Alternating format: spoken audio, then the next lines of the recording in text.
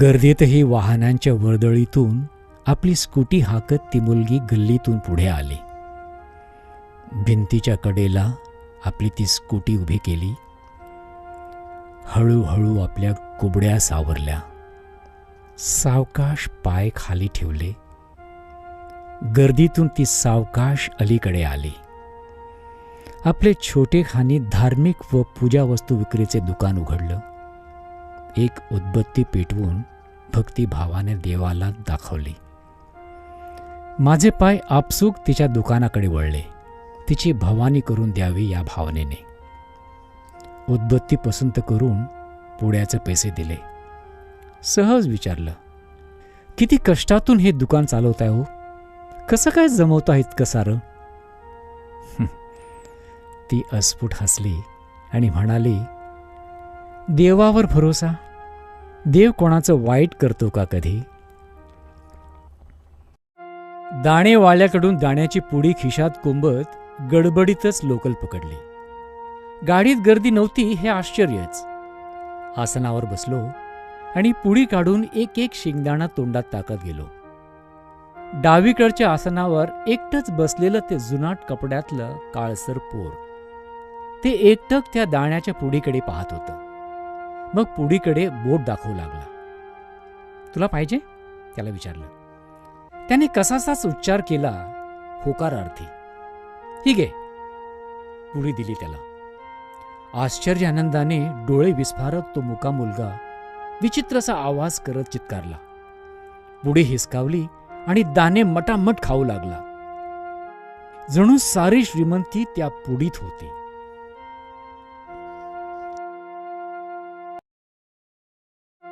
कडक निर्बंधांचे दिवस, पण दूध उपलब्ध होतं. चौकातील सेंटरवर त्या राजकीय कार्यकर्त्याची गाठ पडली. 6 फूट अंतर आहे हे पाहून त्यांनी मास्कमधूनच आरोळी ठोकली. नमस्कार. त्या घोषणेने कानावरील दोऱ्याही थरथरल्या. पाठोपाठ खणखणीत उलट तपासणी. काय कसली पत्रकारिता दिसते आज?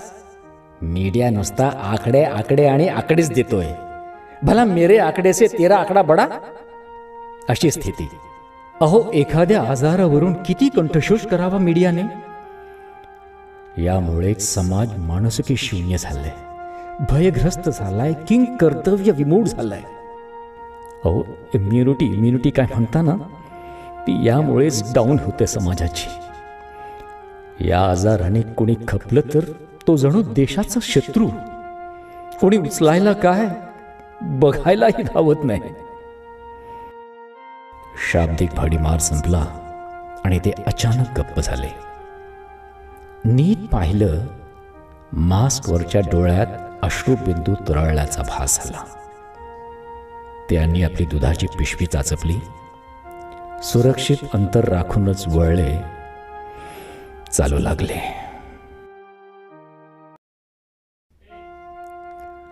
व्हॉट्सॲप ग्रुप्सचं स्थापन होणं, त्याचा कारभार, याचं त्याला मोठं अप्रूप वाटत होतं. त्याच्या मनात कथाविषय फुलू लागला. व्हॉट्सॲप ग्रुप कसे असतात? विविध भाषिकांचे, विद्वानांचे, कलावंतांचे. काही गंभीर तर काही मिश्किल, काही हसरे तर काही बुजरे, काही परिपक्व, काही अर्धे पिक्के, काही रसाळ तर काही मवाळ, काही बावळू तर काही शामळू तर अगदी परिमाळू. काही बरसते तर काही गरजते, काही उसळते तर काही अकल्पित कोसळते. या असंख्य व्हॉट्सॲप ग्रुपचे मोरके म्हणजे अतिबुद्धिमान प्राणी, कडक तितकाच सतर्क. अशाच एका दक्ष नजरेने त्याची निवड केली आणि त्याच्या मोबाईलमध्ये तो अंतरिक्ष ग्रुप प्रकटला. सुस्वागतम अशी तुतारी कोणीतरी फुंकली. सोबत एक तुतारीचं चित्र. पाठोपाठ स्वागत समारंभातून व्हावा तसा वर्षाव सुरू. फुलं, गुच्छ, शाली, मिठाईचे पुडे, विविध भेटी, सोबत वेलकम, स्वागतम, सुस्वागतम. काही उत्साहींनी तर स्वागत गीतेच पाठवली. दिवसभर स्वागत समारंभ सुरू होता. आयुष्यात इतकं कौतुक कधीच वाटायला आलं नव्हतं. आपण अतिबुद्धिमान, सामर्थ्यवान वगैरे आहोत असं भ्रम त्याला होऊ लागलं. त्या रात्री त्याची झोपच उडाली. मग काय, ते आता नित्याचंच झालं. एकाचे हात डोळ्यावर, दुसऱ्याचे तोंडावर, तिसऱ्याचे कानावर असे ते तिघे एका शांत झाडाखाली. काही वेळाने काही ठरवून 3 दिशांना ते निघाले, कोलाहलाकडे. पहिल्याने पाहिलं खूपसे लोक एकट्याला हाणतायत. बोबडी वळलेल्या त्याचे हात तोंडावर आले. दुसरा एका बसच्या टपावर. त्याने कोलाहलात डोकावून पाहिलं. कानाला कसल्या तरी वस्तू लावून खूप लोक वेगवेगळ्या आवाजात बोलतायत. दचकलेला तो, त्याचे हात आपसूक कानावर गेले. तिसरा एका झुलत्या फांदीवरून सरकत सरकत इमारतीच्या खिडकीत डोकावला. एक दांडगट महिलेचं तोंड दाबून तिच्यावर अत्याचार करतोय. द्वेषाने त्याने झाडावरचं एक फळ आत भिरकावलं. आतलं पाप घाबरलं, पळत सुटलं. जे पाहिलं त्यामुळे आपसूक त्याचे हात डोळ्यावर गेले.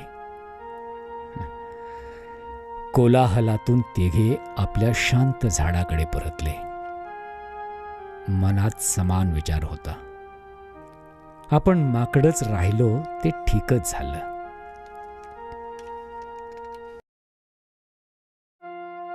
जुनाच पण स्वच्छ सदरा लेंगा अशा पेहरावातला तो वृद्ध गाडी सुटता सुटता डब्यात चढला. डब्यात गर्दी होतीच. राम राम जय जय राम राम जय जय राम राम जय जय राम राम असे भजन म्हणत तो प्रत्येक प्रवाशाकडे हात पसरत होता. चष्म्याची काडी तुटलेली, ती दोऱ्याने बांधलेली. या व्यतिरिक्त गरिबी जाणवेल असं कोणतेही चिन्ह नव्हते. कोणीच त्याच्या हातावर काही ठेवत नव्हतं.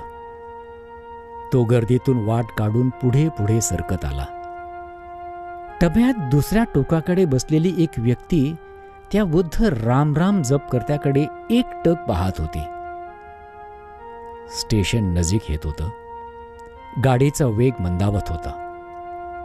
रिकाम्या तळ हाताकडे पाहत तो वृद्धही इतर प्रवाशांसोबत डब्याच्या दाराकडे पोचला. इतक्यात तो कोपऱ्यातील प्रवासीही उठला.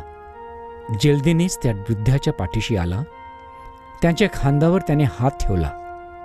त्याला ओळख पटली असावी. पाण्यावल्या नजरेने त्यांच्याकडे पाहून म्हणाला, गुरुजी चलो साथ में उतरते हैं, आपको चाय पिलाता हूं. गुरुजी मैं आपका विद्यार्थी था. ती टुमदार छोटी वसाहत आणि पलीकडे सिमेंट जंगल झालेली मोठी वसाहत एका दूरवरून येणाऱ्या नाल्याने विभागल्या गेल्यात.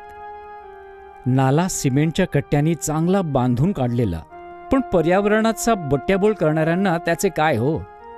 जणू व्रतच घेतले अशा भावनेने त्यांनी तो नाला प्रदूषित करून गटार केलेला. असा तो गटार नाला लोकल स्टेशन परिसराला जिथे भिडतो तिथेच त्याच्या कट्ट्यावर एक जण शांत झोपलेला. ते दिवस निर्बंधाचे, मास्क लावूनच बाहेर पडण्याचे, पण तो जीव मात्र मास्क विमुक्त होता. किती दिवसांची गाढ निद्रा अनुभवत होता कोणाच जाणे. तो कठाड्याच्या इतका जवळ होता की मास्क का नाही म्हणून हटकलं असतं तरी नाल्यात घसरला असता. त्याची निद्राभंग करण्याचा क्रूरपणा मी दाखवू शकलो नाही. उदासीनता, अस्वस्थता जेव्हा शिगेला पोचते, जेव्हा कुठेच काही आशादायक अनुभव येत नाही, तेव्हा मी पोचतो एका वास्तुदेवतेकडे, माझ्या शाळेकडे. त्या दिवशीही असंच झालं. मी ज्ञान मंदिराशी पोचलो. अंगावर सुखद शीतलहरी आल्या. काही क्षण एकाग्र चित्त झालो. माझ्या डोळ्यासमोर 2 प्रतिमा आल्या. पहिली सात्विक, शांत, विद्वत्तेचे तेज पसरवणारी माझ्या गुरुजनांची. दुसरी तामस, ज्यांनी अनितीही, दुराचरणाचा आसरा केला, समाजाचं नुकसान केलं. मग एक विचार मनाच्या तळातून वर आला. आमचा अभ्यासक्रम तर समान होता, मग असं कसं होत होतं? काही अर्जुन तर काही दुर्योधन कसे निपजत होते?